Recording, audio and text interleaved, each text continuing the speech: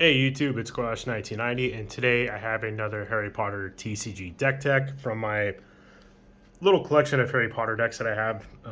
Like I said in my previous video, this is a game that I've been collecting for a long time. I played this when it was like coming out as a kid, and I have a lot of really fond childhood memories with this game, and I wanted to kind of just showcase the decks that I have in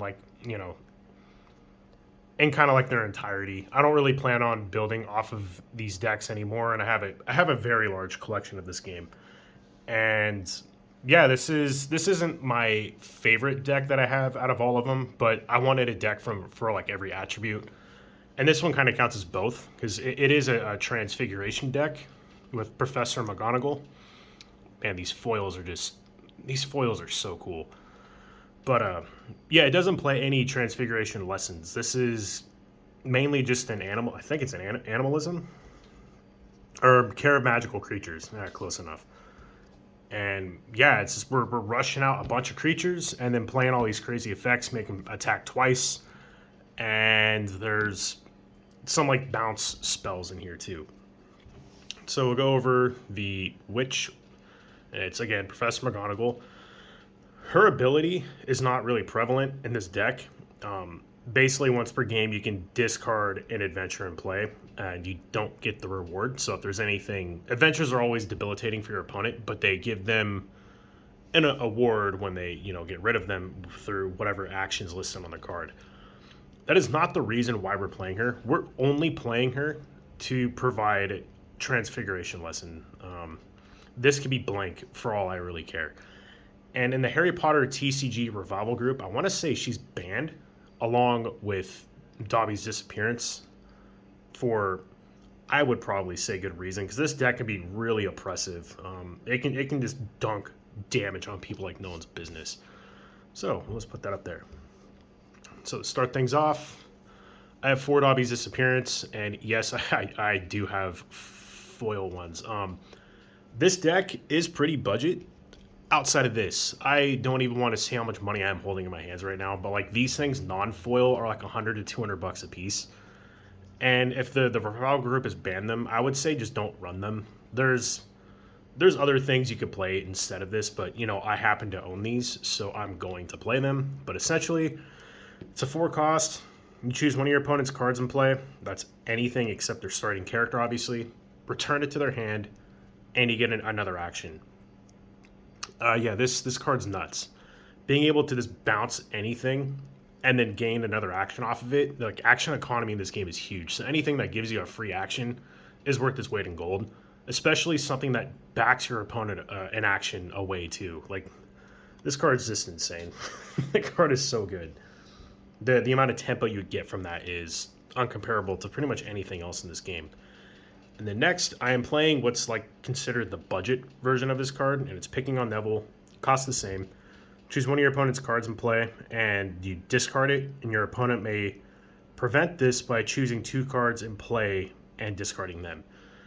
So if you're like trying to get rid of their big creature, they can get rid of 2 of their lessons instead. So this could be a targeted 1-for-1 or a 2-for-1.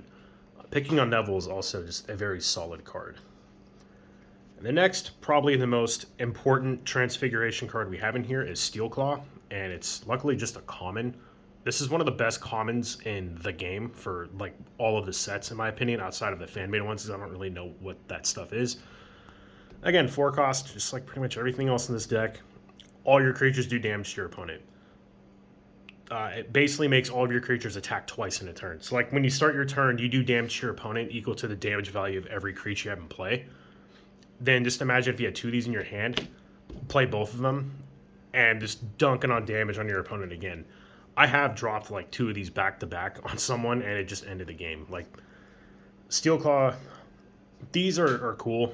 Steelclaw is like the most important one. I do want to say it's kind of pricey for a common, but it's worth the money in my opinion.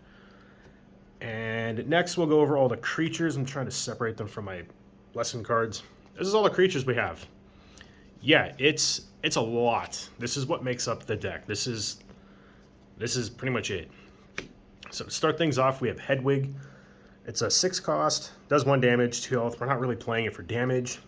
We're playing it for its ability that when you play it, you get to put a non-healing card from your discard pile into your hand. So putting your steelclaws back, putting your dobby disappearance back, all that good stuff. And then we're also playing Errol.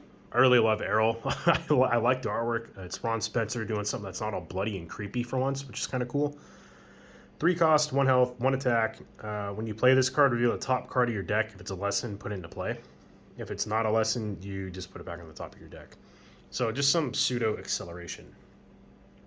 I'm also playing 1 copy of Trevor. 3 cost, 1 health, so it doesn't do any damage. When you play this card, you may put a lesson from your discard pile in your hand, and whenever a spell card damages you, you may let Trevor take the hit instead. So it's a good little soak. As the game progresses, you're going to get lessons into your graveyard due to taking damage. He's a good way of getting one of them back. And I'm also playing 1 copy of Scabbers. 4 cost, 3 health, which is pretty beefy, and 1 damage.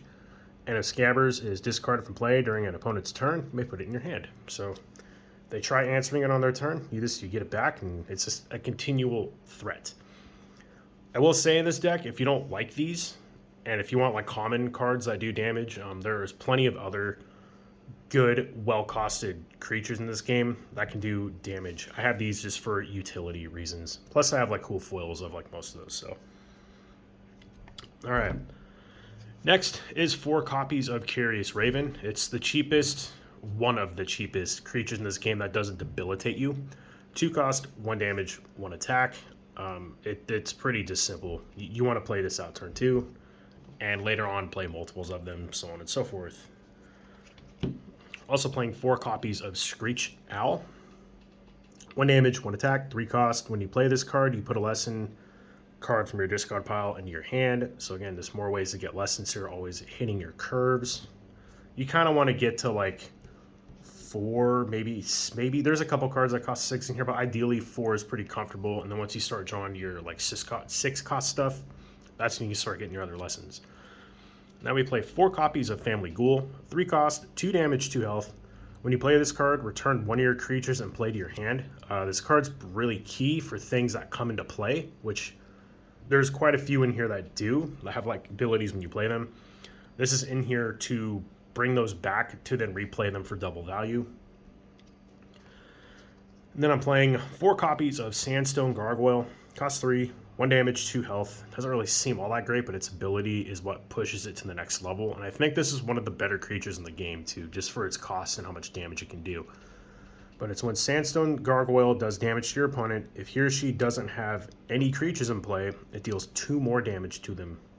So 3 cost, 3 damage potentially. Pretty good, especially if they're playing creatures and you're returning them to their hand. Yeah, it's well worth it. This is one of my favorite creatures in this game, and it's a Black Bat. This thing does work, especially with like Family Ghoul. 4 cost, 2 damage, 1 health. When you play this card, deal 2 damage to your opponent. It's a creature that does damage the turn you play it, which is really rare. Most creatures do not do damage the turn you play them, so this is great. And then along with Family Ghoul is a good combo.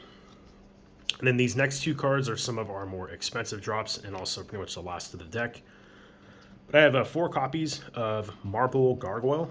Cost 5 for 2 damage and 3 health. And when it does damage to your opponent, if they don't have any creatures in play, it does 3 more damage to them. So a 5 damage for 5 cost. Really efficient. The gargoyles, I think, are pretty key in this deck, along with this card as well, Doxy. And what's cool is these are all like commons and stuff, commons and uncommons, from not expensive sets like Chamber of Secrets too, I think. Most of this stuff is just like Diagon Alley and Adventure in Hogwarts and whatnot. So, Doxy is a 6 cost for 2 damage and 1 health. Doesn't really seem all that great. But when you play this card, you choose another creature in play and do 2 damage to it. So it is a creature that has built-in removal. This card is also very key for this deck. I say it's an auto-include along with like Family Ghoul and Black Bat and the Gargoyles.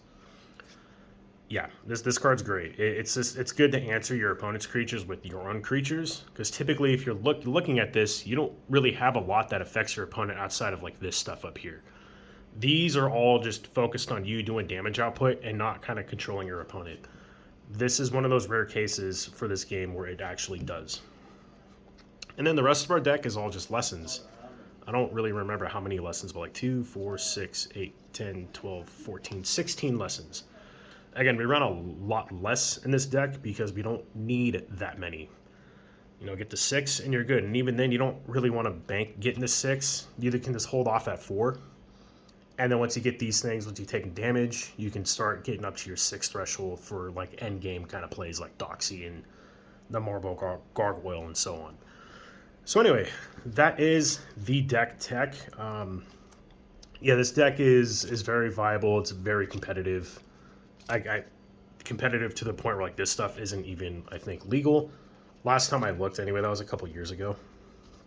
And honestly, Dobby's Disappearance could just stay banned, in my opinion, just for how expensive that card is. I don't know. That card's a lot of money. But yeah, this deck, like I said, it's highly consistent. You're just dumping creatures. You want to play like 2 creatures a turn, and once you get up to that 6th threshold, you know, just drop some steelclaws in your opponent and just call it good. You know, it's really good, and this is one of those decks where it forces other decks to play removal for creatures, because if you don't, you're just going to get steamrolled by this thing. So anyway, that's the deck tech. Please like, comment, subscribe, all that good stuff, and then there will be a deck list in the description down below. But yeah, until next time, I'll catch you guys later.